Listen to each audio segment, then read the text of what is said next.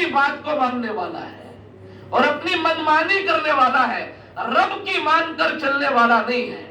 اتنی بات تو آپ کی سمجھ میں آ گئی؟ اب آئیے، شب برات ہمارے سامنے آئی، اس وقت ہم شب برات کے اندر داخل ہیں، شب برات ہمارے آنکھوں کے سامنے ہے اور ہم شب برات کی گود میں اس وقت بیٹھے ہوئے ہیں۔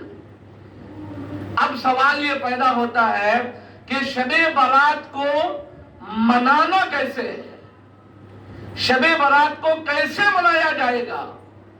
قرآن شب برات کے بارے میں کیا کہتا ہے اور ہمارے آقا جناب محمد الرسول اللہ صلی اللہ علیہ وسلم شب برات کے بارے میں کیا کہتے ہیں، اور ہمارے جو صحابہ تھے انہوں نے شب برات کو کیسے منایا، اور پھر ہمارے جو ائمہ تھے، چاروں ائمہ، انہوں نے شب برات کے بارے میں ہمیں کیا گائیڈنس کیا، کیا تعلیم دی، یہ آج ہمیں جاننے کی ضرورت ہے۔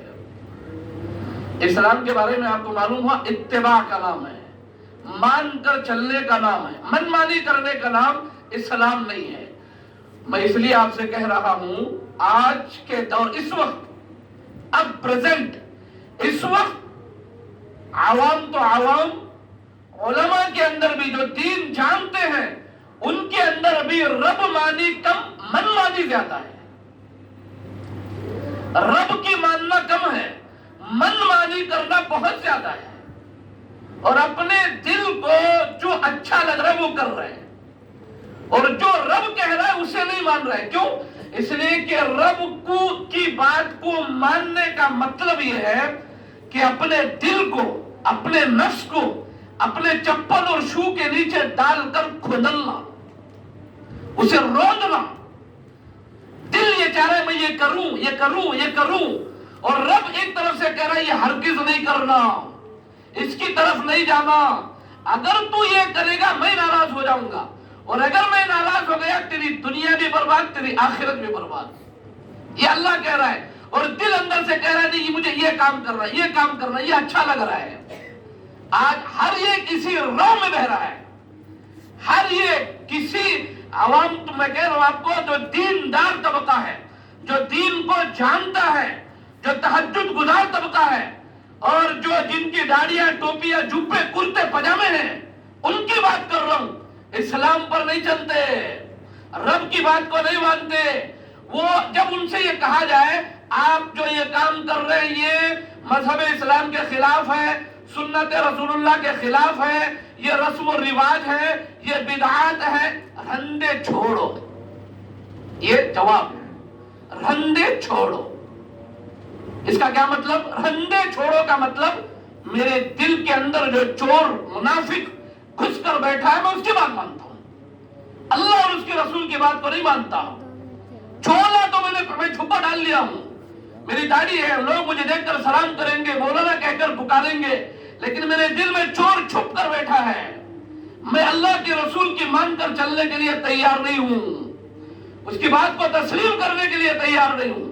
بہت مشکل ہے آج کے دور میں صحیح راستے پر چلنا، صراط مستقیم پر چلنا، حق کو ماننا، حق کو تسلیم کرنا، حق کے اوپر عمل کرنا، بہت مشکل کام ہے۔ جیسے علماء نے لکھا ہے کہ قرآن شریف کا حفظ کرنا لوہے کے چنے اپنے دانتوں کے اندر ڈال کر چبانا دونوں برابر ہے۔ اگر کوئی لوہے کے چنے منہ میں لے اور چاونا شروع کرے، ایک دانت تو دور کی بات، بسوڑے بھی نہیں بچیں گے اس کے، اتنی تکلیف ہوگی۔ تو ٹھیک اسی طرح آج حق کو بیان کرنا، حق کو سننا، حق کے اوپر چلنا لوہے کے چنے اپنے دانتوں میں چبانے کے برابر ہے۔ اتنا مشکل ترین کام ہے۔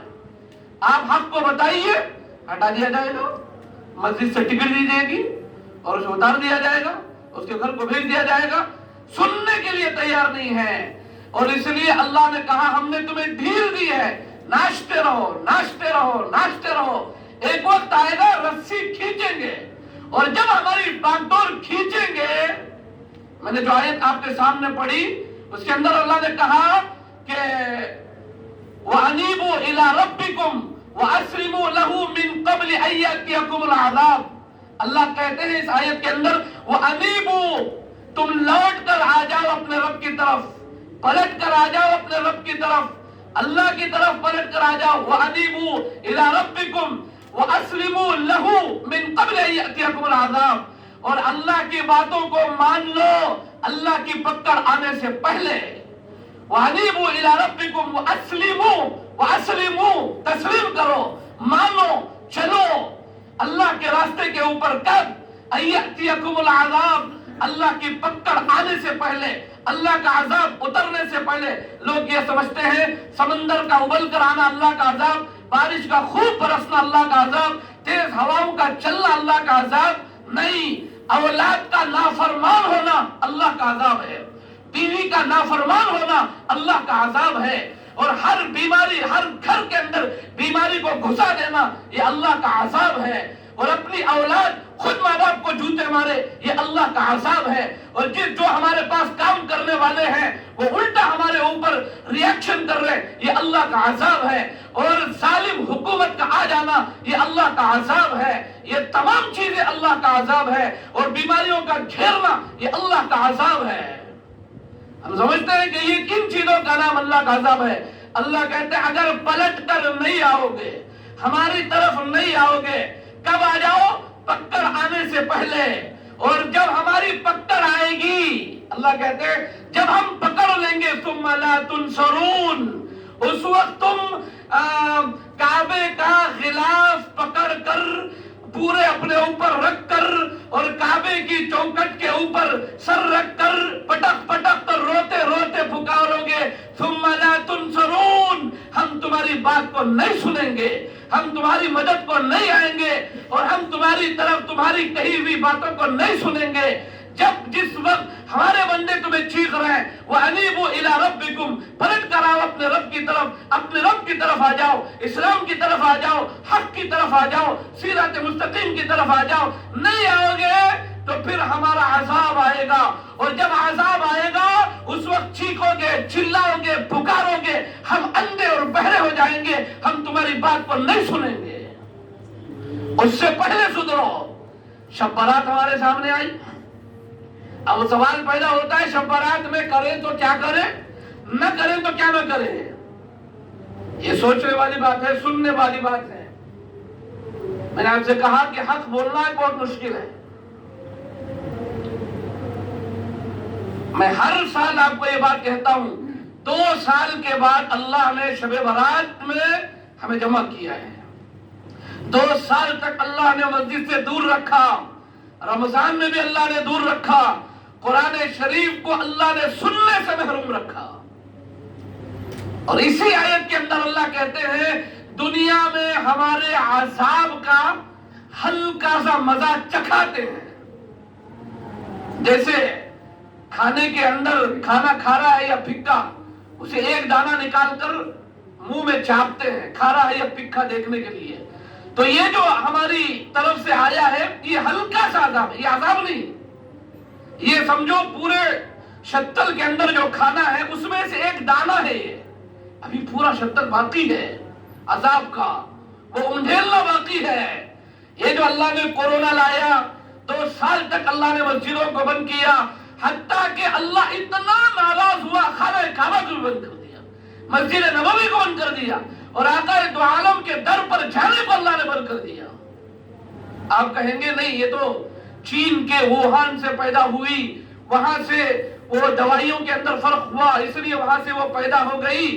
تو میں آپ سے پوچھتا ہوں قرآن شریف کے اندر ابراہیم علیہ السلام نے سے جب ان کے باپ نے سوال کیا، 16ویں پارے کے اندر جب ان کے باپ نے سوال کیا کہ تو ہمارے بنائے ہوئے بتوں کو نہیں مانتا اور تو ایک خدا کو مانتا ہے، ابراہیم علیہ السلام نے اس وقت اپنے باپ کو جواب دیا تھا اے میرے ابو جان، یہ جو بت ہیں نہ نفع دیتے ہیں نہ نقصان دیتے ہیں، نہ بیماری کے مالک ہیں نہ شفا کے مالک ہیں، میرا اللہ بیماری بھی دیتا ہے، میرا اللہ شفا بھی دیتا ہے.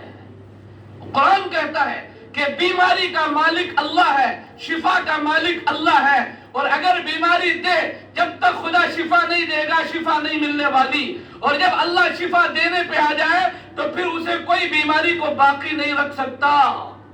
یہ ایمان ہے، یہ قرآن ہے. اور یہ بنا اللہ کی مرضی کے اللہ نے پھیلا دیا اس بیماری کو، اور اتنی پوری دنیا کے اندر، پوری دنیا کو اللہ نے بند کر دیا ایک سیکنڈ کے اندر، اور اتنے پورے ساری چیزوں کو تھما دیا، اور اللہ نے کہا اپنی ترقی کے اوپر مت اتراؤ اور اپنی ترقی کے اوپر گھمنڈ مت کرو، اگر ہم چاہیں گے پوری دنیا کو روک سکتے ہیں۔ یہ اللہ نے دکھایا اور اللہ نے سب سے دور رکھا، اور اللہ اتنا ناراض تھا۔ یہ ایک عذاب کی شکل ہے۔ دیکھو نبی کریم صلی اللہ علیہ وسلم نے فرمایا جب اللہ تعالیٰ ناراض ہوتا ہے کسی بھی بندے سے، اس وقت اللہ اسے اپنے سامنے پیشانی ٹیکنے سے محروم کر دیتا ہے۔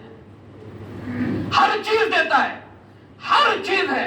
میں آپ کو تقریباً 5 بندے، توجہ رکھنا میری بات، 5 بندوں کو جانتا ہوں، کروڑوں پتی، بلکہ یوں کہا جائے اگر کھرب پتی تو بھی غلط نہیں ہوگا، لیکن میرے خیال میں شاید کہ عید کی بھی نماز پڑھتے ہوں، شاید کسی نے آج تک گواہی نہیں دی کہ نہیں یہ عید کی بھی نماز پڑھتے ہیں، شاید کہہ رہا ہوں۔ کروڑوں کھربوں پتی، اتنی دولت اللہ نے دے دی ہے، لیکن اللہ ناراض ہے، ماتھا ٹیکنے سے اللہ روک لیا ہے، آنے ہی نہیں دیتا ہے، ماتھا اللہ کے سامنے ٹیکنے ہی نہیں دیتا ہے۔ خدا جب ناراض ہوتا ہے چھین لیتا ہے سجدے کی توفیق کو، ماتھا ٹیکنے کو، اس کے گھر میں آنے کو، اور اللہ نے روک، ہم آنا چاہ رہے ہیں، تراویح پڑھنا چاہ رہے ہیں، مسجد میں گھسنا چاہ رہے ہیں، لیکن اللہ کہہ رہے ہیں اب ضرورت نہیں، باہر نکلو، اور اللہ ٹھہر رہا ہے، اور فرشتوں کو متعین کر دیا ہے ان کو باہر نکالو، باہر نکالو، اس لیے کہ جب میں نے ان کو وقت دیا تھا، صحت تھی، تندرستی تھی، سب کچھ تھا، اس کے باوجود بھی تراویح چلتی، تراویح میں نہیں آتے، سر میں درد آیا تراویح ختم، پیٹ میں درد آیا تراویح ختم، لوز موشن ہوئے تراویح ختم، گھر میں بچہ بیمار ہوا تراویح ختم، کاروبار کے اندر گاہک زیادہ آ گئے تراویح ختم، سامنے سے گزر رہے ہیں، سامنے سے جا رہے ہیں، قرآن پڑھا جا رہا ہے، قرآن کی آواز کان میں آ رہی ہے، لیکن آنے کی توفیق نہیں ہو رہی ہے۔ اللہ نے کہا اب 2 سال کے لیے ہم تمہیں خود روکتے ہیں، اور روک دیا اللہ نے۔ اور جب اللہ ناراض ہوتا ہے یہ دکھاتا ہے، اور پھر اللہ نے شروع کیا اب تو آؤ، وَأَنِيبُوا إِلَىٰ رَبِّكُمْ، اب تو پلٹ کر میری طرف آؤ، اب تو اہتمام کرو، اب تو نیت کرو۔ 2 سال تک ہمیں تم سے روکے رکھا، اور حتیٰ کہ ہم نے اپنے گھر خانہ کعبہ کو بھی بند کر دیا، اور ہم نے خانہ کعبہ بند ہوا تھا جس وقت اللہ نے طوفان نوح کو بھیجا تھا۔ نوح علیہ السلام کا طوفان جب آیا اور اس وقت پوری دنیا میں پانی پانی تھا، اور کسی کو اللہ نے نہیں بخشا تھا، اس وقت خانہ کعبہ محروم تھا، اور پھر اللہ نے کورونا کی وجہ سے محروم کیا۔ یہ ناراضگی ہے، یہ اللہ کی ناراضگی ہے جو دکھاتا ہے۔ خیر میں آپ کو بتا رہا تھا کہ شب برات کے اندر کرنا کیا ہے، نہ کرنا کیا ہے۔ امت مسلمہ شب برات کے تعلق سے 3 ٹکڑوں میں ہے، توجہ رکھو۔ ایک جماعت وہ ہے، ایک ٹکڑا وہ ہے، وہ یہ کہتا ہے شب برات کا کوئی ذکر ہی نہیں ہے، یعنی شب برات کوئی چیز ہے ہی نہیں، جیسے کل کی رات گزر گئی ویسے آج کی رات ہے، اور جب صبح کی رات آئے گی وہی رات ہے، اس میں کوئی فرق نہیں۔ ایک جماعت وہ کہتی ہے، اور دوسری جماعت وہ ہے، دوسرا ٹکڑا وہ ہے جو شب برات کو جس طرح رمضان کی عید ہے اس طرح مناتا ہے، اور جس طرح بقرعید کی عید ہے، عید کا دن، جس طرح اللہ نے کہا عید کے دن غسل کرنا سنت، عید کے دن خوشبو لگانا سنت، عید کے دن سرما لگانا سنت، اور عید کے دن اچھے بہترین شاندار کپڑے پہننا سنت، اور عید کے دن بہترین کھانا پکانا سنت، عید کے دن بہترین میٹھا پکانا سنت، یہ عید کے دن ہے، اور اسی ان تمام چیزوں کو لا کر شب برات میں گھسڑ دیا۔ یہ تمام چیزیں کرنا ہے تبھی شب برات ہے، اور اس کے علاوہ اگر آپ نہیں کریں، اس سے بھی بڑھ کر ایک یہ ہے کہ کچھ لوگوں کا یہ عقیدہ ہے گھر کے اندر ان کے جو باپ کا انتقال ہو گیا ان کی روح آئے گی، ماں کا انتقال ہو گیا ماں کی روح آتی ہے، اور خصوصاً کچھ لوگ آج ہی کو شب برات ہی کو قرآن شریف کی قرآن خوانی کرتے ہیں، اور خصوصاً آج ہی کے دن مغرب کی نماز کے بعد، عصر کی نماز کے بعد دعا کا اہتمام ہوتا ہے اور وہ ان کے بڑوں کو پڑھ کر بخشا جاتا ہے آج کے دن۔ کیوں؟ کل بخشنا تھا، جمعرات کے دن نہیں بخش سکتے۔ اچھا، ہفتے کے دن بخشش نہیں ہوگی، اتوار کے دن نہیں ہوگی، شب برات ہی میں بخشش ہوگی۔ ہمارے یہاں یہ چیزیں بدعات ہیں، یہ جو چیزیں ہمارے یہاں ہیں اور ان چیزوں کا جو ہم اہتمام کر رہے ہیں یہ چیزیں بدعات ہیں۔ اور ایک طبقہ وہ ہے کہ شب برات ہے ہی نہیں، نماز پڑھو سو جاؤ، صبح اٹھ کر فجر کی نماز پڑھو، اس کا کوئی اہتمام ہی نہیں ہے۔ دونوں چیزیں غلط ہیں، ایک حد سے گزرنا اور ایک سب سے پیچھے جانا، دونوں غلط ہیں۔ سینٹر میں جو چیز ہے، درمیان میں جو چیز ہے وہ صحیح ہے، اور وہ کیا چیز ہے؟ شب برات کے اندر اللہ کے نبی صلی اللہ علیہ وسلم نے، یاد رکھو، 11 صحابہ اکرام سے شب برات کی فضیلت حدیث کے اندر موجود ہے، 11 صحابہ سے۔ اور اس رات کے اندر اللہ کے نبی صلی اللہ علیہ وسلم نے فرمایا یہ بابرکت مقدس رات ہے، اور اس رات کے اندر اللہ تبارک و تعالی آقائے دو عالم کے دور میں مدینے کے اندر جس طرح ہمارے یہاں گائیوں کا کوٹھا ہوتا ہے، اس طرح اس دور میں بکریوں کا ریوڑ جسے کہا جاتا ہے، بکریوں کا کوٹھا، مدینے کے اندر سب سے بڑا ریوڑ بنو کلب کا تھا، جس کے اندر ہزاروں بکریاں تھیں، بہت بڑا ریوڑ، سمجھیے پورا گاؤں۔ اللہ کے نبی نے فرمایا شب برات کو، آج کی رات میں اللہ تبارک و تعالی بنو کلب کے ریوڑ میں جتنی بکریاں ہیں اور ان بکریوں کے اوپر جتنے بال ہیں ان بالوں کے برابر لوگوں کی مغفرت کرتا ہے آج کی رات میں۔ اور آج کی رات مغفرت کی رات ہے، اور اللہ آج بخشتے ہیں، اور آسمان دنیا پر اللہ آج آتے ہیں۔ اور سورہ دخان کے اندر، سورہ دخان کی پہلی آیت کی تفسیر میں بہت سارے مفسرین نے لکھا ہے کہ آج کی رات بابرکت ہے، مقدس ہے، اور بخشش کی رات ہے، رونے کی رات ہے، مانگنے کی رات ہے، گڑ گڑانے کی رات ہے، اور آج کی رات میں اللہ کے دربار میں آنے کی رات ہے۔ بس ہماری رات کب سے شروع ہوئی؟ مغرب کی اذان جب ہوئی، مغرب کی اذان کے بعد سے شب برات شروع ہو گئی۔ کب تک رہے گی؟ جب آپ کی مسجد میں فجر کی اذان دی جائے گی اس وقت تک برابر شب برات ہے۔ اور اس شب برات کے اندر یقین رکھو، دل کے اندر پکا یقین رکھو کہ اللہ آج ہماری مغفرت کرے گا، یقین بالکل نہیں۔ صبح اٹھ کر گئے، کسی نے دوست نے کہا رات کو جاگے، وہ جاگنا بیکار، کیا بھی فائدہ نہیں ہو۔ کیوں؟ نہیں کہا ہے حدیث میں کیا بھی اس کا تذکرہ نہیں ہے، قرآن میں اس کا کیا بھی تذکرہ نہیں ہے، چپ بیکار، تمہیں جاگ لے کو، نیند جاگ لے کو، کام چھوڑ لے کو، نوکری چھوڑ کو، سو لے کو، کیا بھی فائدہ نہیں ہے۔ صبح کو ایک دوست بولا، اب رات بھر جو عبادت کیا تھا صبح کو اٹھ کر پورا پانی پھر گیا، اب اسے شک شروع ہو گیا، ڈل کیا کیا میں رات میں۔ اس لیے میں کہتا ہوں کہ بالکل یقین کے ساتھ، اس لیے کہ اللہ نے فرمایا میرا بندہ میرے بارے میں جیسا گمان کرتا ہے ویسا میرا فیصلہ ہوتا ہے اس کے بارے میں۔ اور اگر آپ کے دل میں یقین ہے، پکا یقین کہ نہیں اللہ آج مجھے معاف ضرور کرے گا، میرا اللہ ہر حال میں مجھے معاف کر، یقین کے ساتھ مانگو گے ضرور اللہ آج معاف کرے گا۔ آپ کہیں گے نہیں میں نے فلاں وقت میں زنا کر دیا تھا، فلاں وقت میں نے سود کھا لیا تھا، فلاں وقت میں ایک مرتبہ میں نے شراب بھی پی لی تھی، فلاں ایک آدمی کو میں جو ہے دشمنی میں غصے میں قتل بھی کر دیا تھا، میرے والدین بھی نافرمان ہیں، مجھے کیسے اللہ معاف کرے گا؟ اللہ کہتا ہے قُلْ يَا عِبَادِيَ الَّذِينَ أَسْرَفُوا عَلَىٰ أَنفُسِهِمْ لَا تَقْنَطُوا مِن رَحْمَةِ اللَّهِ، اللہ کہتا ہے اے نبی صلی اللہ علیہ وسلم آپ کے امتیوں سے کہیے، قل آپ کے امتیوں سے آپ کہیے، قل یا عبادی الذین اسرفوا علی انفسہم، جنہوں نے بھی اپنے جان کے اوپر، اپنے نفس کے اوپر ظلم کیا ہے۔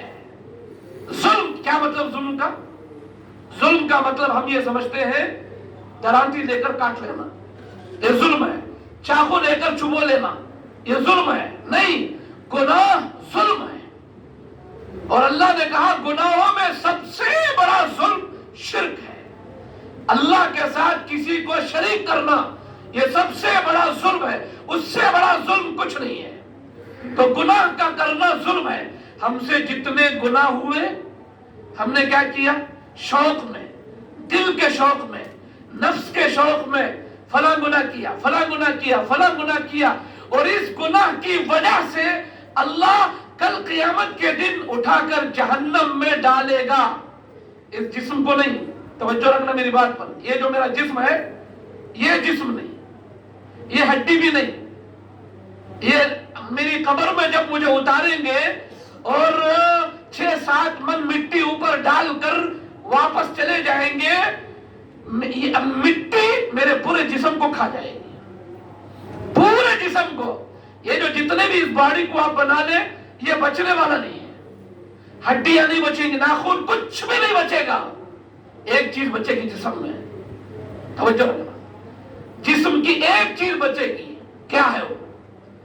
آپ کی ریڑھ کی ہڈی جہاں اینڈ ہو رہی ہے، ختم ہو رہی ہے، وہ ریڑھ کی ہڈی ختم کی جگہ گول ہے، گولی کی طرح، جہاں ریڑھ کی ہڈی ختم ہوتی ہے، اس ہڈی کو اللہ بچائے گا، اس ہڈی کو مٹی نہیں کھائے گی، باقی سارا جسم کھا لے گی سب۔ جیسے ہی مردے کے تیسرے دن 3 دن تک میت ٹھیک رہتی ہے، چوتھے دن میت پھول جاتی ہے، موٹی ہو جاتی ہے، اور اس کے بعد پھٹ جاتی ہے۔ جس طرح وہ انڈا پھونکتے ہیں اس کے بعد اسے پنچو پھوٹ جاتا ہے، تو اس طرح ہمارا جسم پھوٹ جائے گا اور پورے ساری چیزیں باہر نکل جائیں گی، ہر چیز، آنکھیں باہر آ جائیں گی، سب نکل جائے گا باہر، اور اللہ کیڑوں کو چھوڑ دے گا، کیڑے ہر چیز کھا جائیں گے، میری ساری چیزیں کھا جائیں گے، سب پورا جسم پورا کچھ نہیں بچے گا، اور ہڈی وہ چیز بچے گی جس کا تذکرہ حدیث کے اندر ہے مشکات کی۔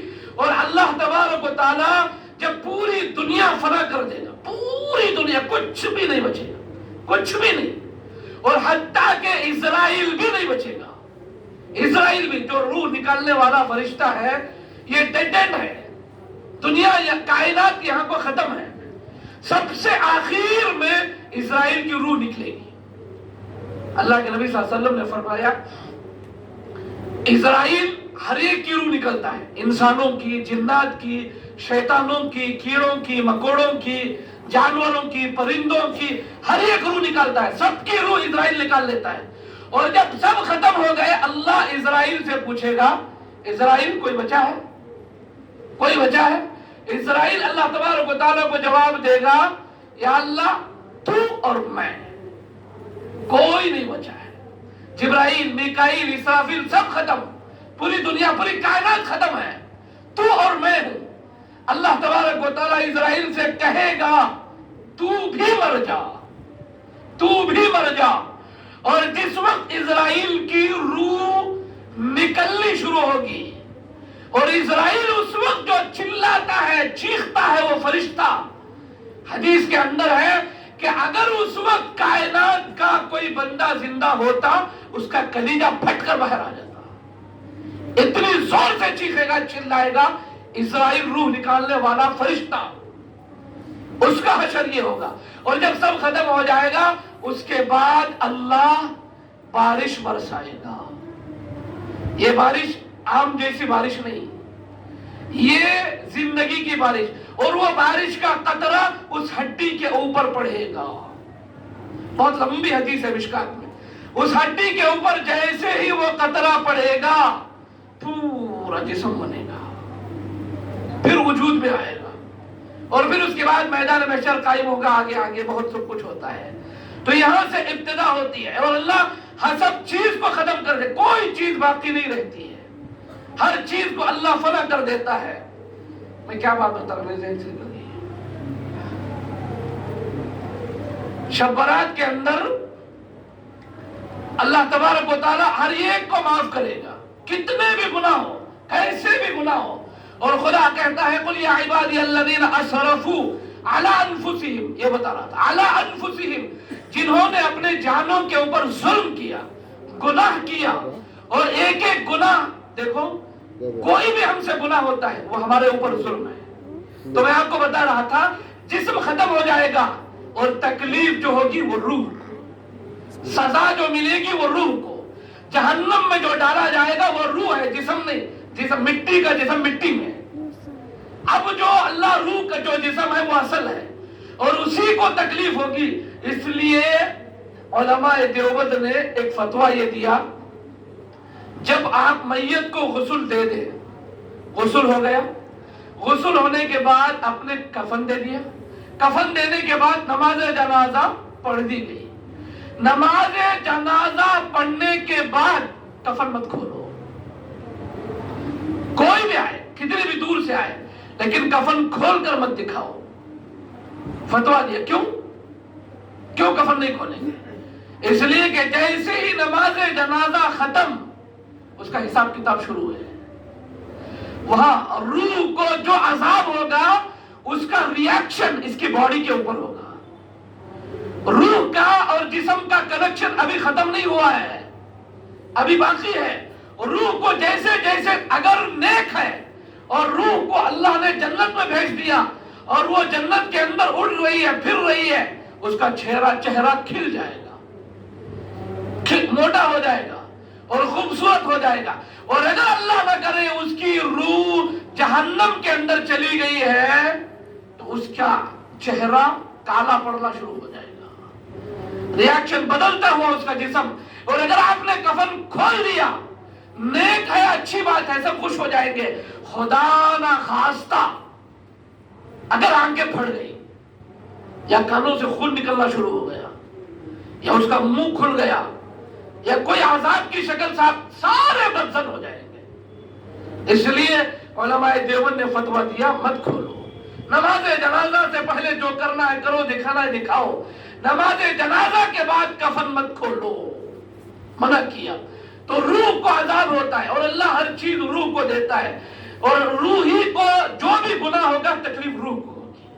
یہاں اللہ نے فرمایا قل یا عبادی الذین اسرفوا علی انفسہم. اس کے بعد اللہ نے کہا لا تقنطوا من رحمت اللہ، اللہ کی رحمت سے مایوس مت ہو. اب بھی آؤ اللہ کی طرف. آج شب برات ہے، آؤ اللہ کی طرف، پلٹ کر آؤ.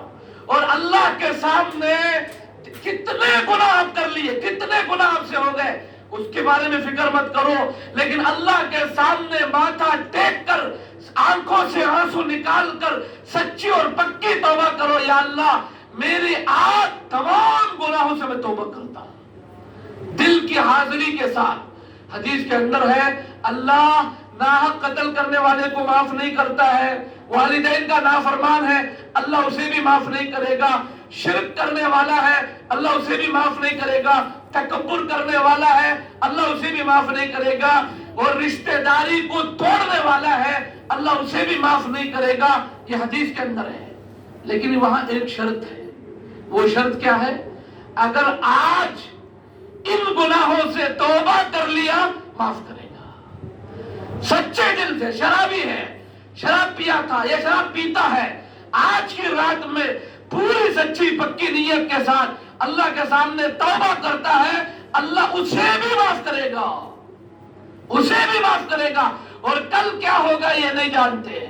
آج کی رات میں اللہ اعلان کرتا ہے اور اللہ آج معاف کرنے کے لیے تیار ہے، لیکن سچائی، دل کی حاضری کے ساتھ، ندامت کے ساتھ، شرمندگی کے ساتھ اللہ کے سامنے رونے کی ضرورت ہے، گڑگڑانے کی ضرورت ہے.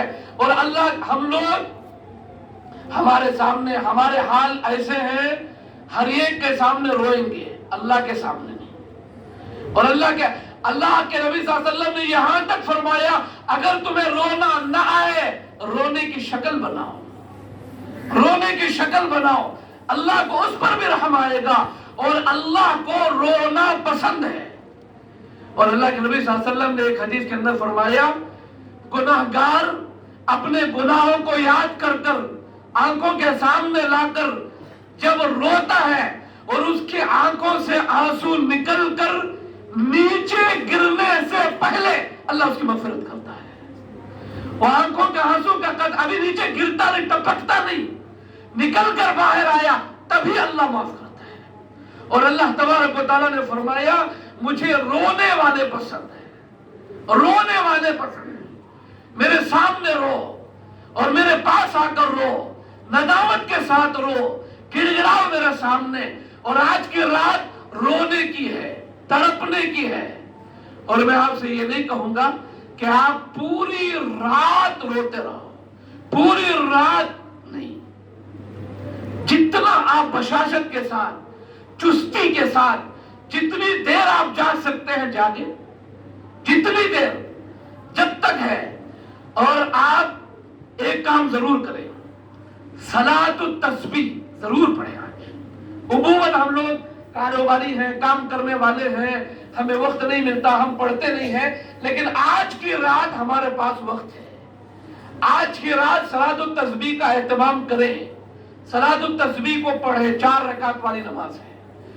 اور اس کے اندر جو کلمہ ہے، تیسرا کلمہ جو اللہ کو بہت زیادہ پسند ہے، ایک روایت کے اندر، ایک حدیث کے اندر ہے ترمذی کی، اللہ کے نبی صلی اللہ علیہ وسلم نے فرمایا توجہ رکھنا، 5 نمازوں کے بعد، فرض نماز کے بعد جو بھی بندہ سبحان اللہ 30 پر 3 مرتبہ، الحمدللہ 30 پر 3 مرتبہ، اللہ اکبر 30 پر 4 مرتبہ، 5 نماز فرض نماز کے بعد جو بھی بندہ پابندی کے ساتھ پڑھتا ہے، اللہ کے نبی کی بات آپ کو سنا رہا ہوں کہ اللہ کے نبی صلی اللہ علیہ وسلم نے فرمایا کہ اس کا خاتمہ ایمان پر ہوگا۔ پابندی کے ساتھ آپ کہیں گے نہیں میں آنکھوں سے گناہ کرتا ہوں، کانوں سے گناہ کرتا ہوں، دل دماغ سے میرا گناہ ہوتا ہے، میں اس کا اہتمام کرو، چھوڑو نہیں، اس کا اہتمام کرو۔ ان گناہوں سے کوئی پاک نہیں، ہر انسان سے گناہ ہوتا ہے، لیکن اس کا اہتمام کرو۔ اس کے اہتمام کی وجہ سے موت سے پہلے پہلے اللہ سچی پکی توبہ کی توفیق دیتا ہے، اور بندہ توبہ کرتا ہے اور اس کے بعد اللہ اسے اپنے دربار میں بلاتا ہے۔ تو یہ جو سبحان اللہ، الحمدللہ، اللہ اکبر، یہی 3 چیزیں تیسرے کلمے کے اندر ہیں۔ سبحان اللہ بھی ہے، الحمدللہ بھی ہے، اللہ اکبر بھی ہے۔ اور اگر آپ صلاۃ التسبیح کے اندر کھڑے ہوں گے، 4 رکعت پڑھیں گے، ان 4 رکعتوں کے اندر آپ 300 مرتبہ سبحان اللہ کہیں گے، 300 مرتبہ الحمدللہ کہیں گے، 300 مرتبہ اللہ اکبر کہیں گے، اللہ کو آپ کے اوپر رحم آئے گا، اللہ کی رحمت آپ کی طرف متوجہ ہوگی۔ اور اس کے بعد اللہ کے سامنے ہاتھ اٹھا کر دل کی حاضری کے ساتھ ایک بالغ ہونے کے بعد سے اب تک جتنے گناہ ہوئے، رات میں، دن میں، علل اعلان، تنہائی میں، چھپ کر جو بھی گناہ ہوئے، زبان سے، کانوں سے، آنکھوں سے، دماغ سے، دل سے، ہاتھوں سے، پیروں سے اور حلق سے، جتنے بھی گناہ ہوئے، کبیرہ گناہ، صغیرہ گناہ، ان کو ایک گناہ کو یاد کرو گے اور پھر جہنم کو یاد کرو گے اور اللہ کے سامنے رو گے، انشاءاللہ تمہارے ہاتھ اترنے سے پہلے مغفرت ہوگی۔ لیکن دل میں یقین چاہیے، پکے یقین کے آج کی رات اللہ پکارتا ہے اور یہ کرنے والے کام ہے۔ اس کے علاوہ کسی بھی ہمارے یہاں مسجد کے اندر جو اہتمام ہوا، گلاس ہے، دودھ ہے، یہ تمام چیزیں ہیں، یہ سب اسلام میں نہیں ہے۔ ان چیزوں کو ہمیں چھوڑنا پڑے گا۔ میں آپ سے کہہ رہا ہوں اس لیے کہ میدان محشر میں آپ بھی ہوں گے، میں بھی ہوں گا، اور اللہ ہم سے پوچھے گا، مجھ سے پوچھے گا میں نے تجھے مائک دیا، علم دیا، بولنے کی طاقت دی، جب یہ ہو آج یہ غلط نہیں ہے، توجہ رکھنا، یہ غلط نہیں ہے، آپ کہیں گے کہ لوگ آئے ہیں، دودھ پیئیں گے، کچھ کھائیں گے، چلے جائیں گے، جاگنے کا انتظام کریں گے، کیا حرج ہے؟ کیا حرج ہے؟ آج کوئی حرج نہیں ہے، میں بتاتا ہوں آپ کو، آج کوئی حرج نہیں ہے۔ میں خطیب رہا، میرا انتقال ہو گیا، میں دنیا سے چلا گیا، اس کے بعد دوسرا آیا، یہ چلتا رہا۔ ہر آنے والا دن علم نہیں جہالت لا رہا ہے۔ ہر آنے، آپ کو میں بتاؤں، میں جس گاؤں کے اندر ہوں، جس وقت ہم بچپن میں تھے سارے بچوں نے قرآن پورا کیا، سارے جتنے ہمارے ساتھ، سب مرد عورتیں لڑکیاں سب۔ لیکن آج حال یہ ہے، جتنی جنریشن آج ہے ان 100 میں سے 10 یا 15 نے قرآن پورا کیا، 80 پر 5 نے قرآن نہیں پڑھا ہے۔ اگر پڑھا بھی صحیح نہیں ہے۔ قرآن سے جہالت بڑھ رہی ہے، اور یہ دیکھ کر محسوس ہوتا ہے یہی بچے کل ہماری مسجد کے صدر بنیں گے، سیکریٹری بنیں گے، خزانچی بنیں گے، متولی بنیں گے، اور یہی بچے مسجد کے اندر آئیں گے تو یہ بچے فیصلہ کریں گے ہماری مسجد کے اندر ہر شب برات کو بادام کا دودھ اور اس کے ساتھ کھارا دیا جاتا تھا، دیا جانا پڑے گا۔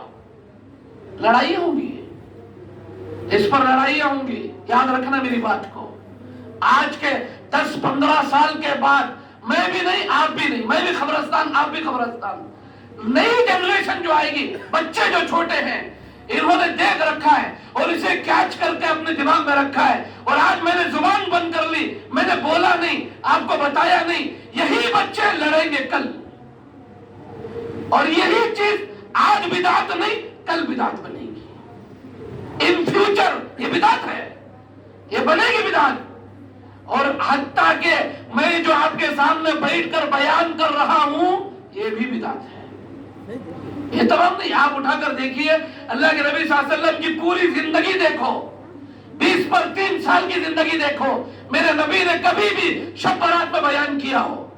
یا صحابہ کا 100 سالہ دور اٹھاؤ، تاریخ تمہارے پاس ہے، کتاب و اشرف کتاب گھر کے اندر جا کر تاریخ صحابہ خرید کر لاؤ اور اسے پڑھو بیٹھ کر کہ 100 سالہ دور کسی صحابی نے شب برات میں بیٹھ کر بیان نہیں کیا ہے، اور کسی امام نے نہیں کہا ہے۔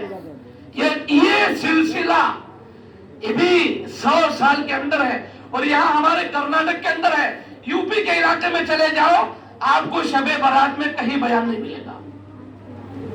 یو پی میں جاؤ کسی بھی مسجد میں بیان نہیں ملتا ہے، یو پی میں، یو پی کے اندر، دلی کے اندر، راجستھان کے اندر آپ جاؤ، ایم پی کے اندر آپ جاؤ، بہار کے اندر جاؤ، کہیں نہیں ملے گا آپ کو۔ آندھرا، تمل ناڈو، کیرل، کرناٹکا، یہی آس پاس کے جو ریاستیں ہیں یہاں آپ کو شب برات کا بیان ملتا ہے۔ وہاں جاؤ اور آپ کو صحیح وقت پر اذان اور اسی وقت پر جماعت ملے گی، وقت کی تبدیلی بھی آپ کو نہیں ملے گی۔ میں 2 سال رہا دارالعلوم دیوبند کے اندر، میں نے دیکھا ہی نہیں، 2 شب برات ہم نے دیکھی، کوئی اہتمام نہیں، کوئی چیز نہیں۔ ہاں عشاء کی نماز کے بعد امام صاحب یہ اعلان کرتے ہیں کہ بھائی آج 15 شعبان کی رات ہے، شب برات ہے، اپنے اپنے گھروں کے اندر جاگو اور جتنا ہو سکے عبادت کرو اور اللہ کے سامنے معافی مانگو، آج مغفرت والی رات ہے۔ عشاء کی نماز کے بعد یہ اعلان ہوتا ہے، اس کے علاوہ کچھ نہیں۔ اور جتنا اہتمام، یہ ہم جسا کہتے ہیں خربوزے کو دیکھ کر خربوزہ رنگ پکڑتا ہے، کلنگڑے کو دیکھ کر کلنگڑا بازو والا رنگ پکڑتا ہے، یہی چیز ہمارے اندر ہو رہی ہے، اور ہم دیکھ کر رہے ہیں۔ قرآن شریف کو نہیں دیکھ رہے ہیں، حدیث کو نہیں دیکھ رہے ہیں، دوسرے کلنگڑے کو دیکھ کر ہم رنگ پکڑ رہے ہیں۔ صحیح کیا ہے، اچھائی کیا ہے، بھلائی کیا ہے، کون سی چیز صحیح ہے، یہ ہم نہیں دیکھ رہے ہیں۔ اٹھاؤ، آپ اردو میں قرآن ہے، قرآن آپ پڑھو۔ اور میں نے کہا آپ کو 11 حدیثیں اللہ کے نبی سے مروی ہیں، وہ 11 حدیثیں میں آپ کو دیتا ہوں، ترجمے کے ساتھ دیتا ہوں، آپ خود بیٹھ کر پڑھو، کسی جگہ اہتمام نہیں ہے۔ بس یہ چیزیں کرو، مسجد میں کر سکتے ہیں، کرو، بہتر ہے گھر کے اندر کرو، اس لیے کہ اللہ میرے اور آپ کے اللہ کو یہ بات پسند ہے کہ جب میرا بندہ میرے سامنے روئے، میں اور وہ، تیسرا کوئی نہ ہو۔ اور میں یقین کے ساتھ کہتا ہوں آپ اپنے گھر کے اندر اپنے کمرے کے اندر لائٹ آف کر کے مصلی کے اوپر بیٹھ کر اللہ کے سامنے ہاتھ، اندھیرا ہو، اللہ کے سامنے ہاتھ اٹھاؤ اور اپنے گناہوں کو یاد کرو. خدا کی قسم کھا کے کہہ رہا ہوں، دل کی کیفیت جو اس وقت بنتی ہے، دل کی حالت جو اس وقت بنتی ہے، وہ مجمع کے اندر نہیں آتی ہے. کیوں؟ صرف اللہ اور میں، میرا اللہ اور میں. آپ یوں سمجھو میری قبر میں میں اور میرا اللہ، اس کے علاوہ کوئی نہیں ہے. کیسے کیفیت ہو، کتنا دل کو اچھا لگے گا اور دل کو کیسا تڑپے گا. اور جس طرح ایک چھوٹا 2-3 سال کا بچہ اپنی ماں کو ضد کرتا ہے، یہ چیز مجھے چاہیے، روتا ہے، بلکتا ہے، لڑکتا ہے اور پتہ نہیں کیا کیا کرتا ہے، پلٹیاں مارتا ہے اور یہ کروٹیں بدلتا ہے، ماں کا پلو پکڑ لیتا ہے، اس کا پیر پکڑتا ہے، کھینچتا ہے، روتا ہے، مجھے وہ چیز چاہیے، مجھے وہ چیز چاہیے. یہی اللہ کو پسند ہے، یہی اللہ کو پسند ہے. میرا بندہ میرے سامنے روئے، میرے سامنے گر گڑائے. اور آج کی رات رونے کی ہے، اور آج کی رات گر گڑانے کی ہے، اور آج کی رات مغفرت طلب کرنے کی ہے. حضرت اشرف علی تھانوی رحمت اللہ علیہ کی بات بتا کر اپنی بات ختم کرتا ہوں. آخری بات ہے، حضرت تھانوی نے کہا، اور آپ بھی اپنے دل کے اندر اس بات کو محسوس کرو. حضرت تھانوی نے کہا، دیکھو حدیث ایک طرف، یقیناً حدیثوں کے اندر اس کا تذکرہ ہے، لیکن میرا دینی شوق، میرا دینی جذبہ وہ یہ کہتا ہے کہ دیکھو جس طرح ہمارے گھر کے اندر شادی فکس ہوتی ہے، شادی آنے سے پہلے رسم ہوتا ہے جسے منگنی کہتے ہیں، ایک رسم ہوتی ہے. کوئی بھی چیز، بڑی چیز آنے سے پہلے اس کا ایک ٹرائل آتا ہے، اس کا ایک شامپل آتا ہے. اب کوئی بھی چیز کمپنی بناتی ہے، سب سے پہلے شامپل دیتی ہے، اسے استعمال کرو، اچھا لگے صحیح چیز لے جاؤ. دنیا کا دستور ہے اور دین کے اندر بھی ہے کہ ایک بڑی اہم چیز آنے والی ہے، اس کا ٹریلر ہے، یہ اس کا شامپل ہے. یہ میرا دینی ذوق، حضرت تھانوی کہتے ہیں میرا دینی ذوق یہ کہتا ہے شب برات شب قدر کا ٹریلر ہے، اور شب برات کے بعد دوسرے دن روزہ رکھنا یہ رمضان کے روزوں کا ٹریلر ہے. اس روزے سے یاد دلایا جاتا ہے رمضان آ رہا ہے. اور شب برات کو اللہ نے اس لیے رکھا ہے، شب برات میں جاگتے وقت ہمیں یہ احساس ہو کہ رمضان آ رہا ہے، روزہ آ رہا ہے، تراویح آ رہی ہے، اور اس کے اندر ایک مقدس رات شب قدر آ رہی ہے. تو یہ معلوم ہوتا ہے کہ ایک بڑی رات آنے سے پہلے اسی کی طرح ایک چھوٹی رات بھی ہے، اور ایک بڑا روزہ آنے سے پہلے ایک چھوٹا روزہ، صبح کا روزہ ہمارے سامنے ہے. تو یہ ضرور ہے، اور انشاءاللہ میدان محشر میں اللہ ہمیں بتائے گا کہ ہم نے شب برات میں کتنی عبادتیں کی ہیں. ایک صلاۃ التسبیح کا اہتمام، دوسرا دعا کرنا، اور تیسرا درود شریف.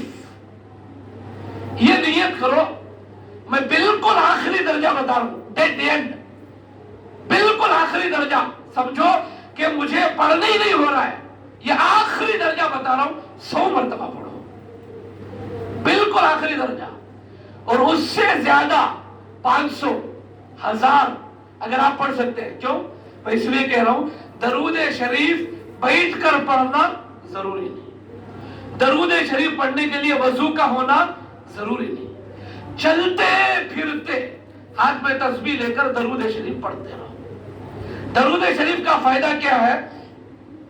ایک تو آج کی رات میں اللہ کے نبی صلی اللہ علیہ وسلم کے سامنے اعمال جائیں گے، اور جب میرے زبان سے درود نکلتا ہوا ہوگا، وہ درود کے ساتھ میرے اعمال لپٹ کر میرے نبی کے سامنے جائیں گے.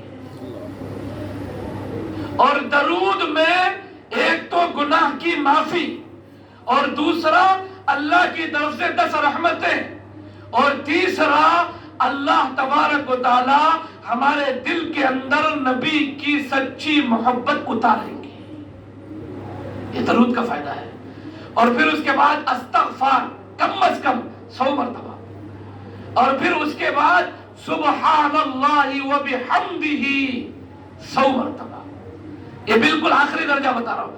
اور اس کے بعد اگر اب نیند آ رہی سو جائیں. اس کے بعد آج کی رات کم از کم تہجد ہماری نہیں چھوٹنا چاہیے، اور تہجد کا وقت 5:25 تک ہے. تہجد کا وقت 5:25 تک ہے. آپ اگر 4:45 کی بھی الارم رکھ کر سو جائیں گے تہجد مل جائے گی آپ کو.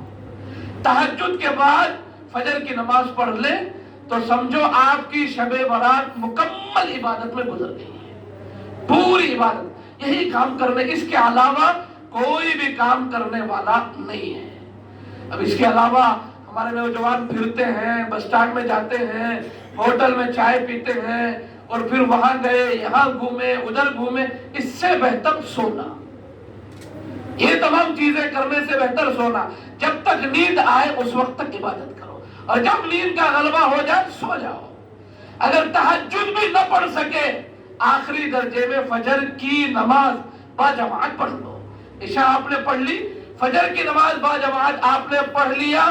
انشاءاللہ اللہ کی ذات سے امید ہے اللہ پوری رات عبادت کا ثواب دیں گے، اور اللہ اسی کے طفیل ہماری مغفرت بھی کریں گے. اللہ تبارک و تعالیٰ مجھے اور آپ کو کہنے سننے سے زیادہ عمل کی توفیق عطا فرمائے. وآخر دعوانا الحمدللہ رب العالمین.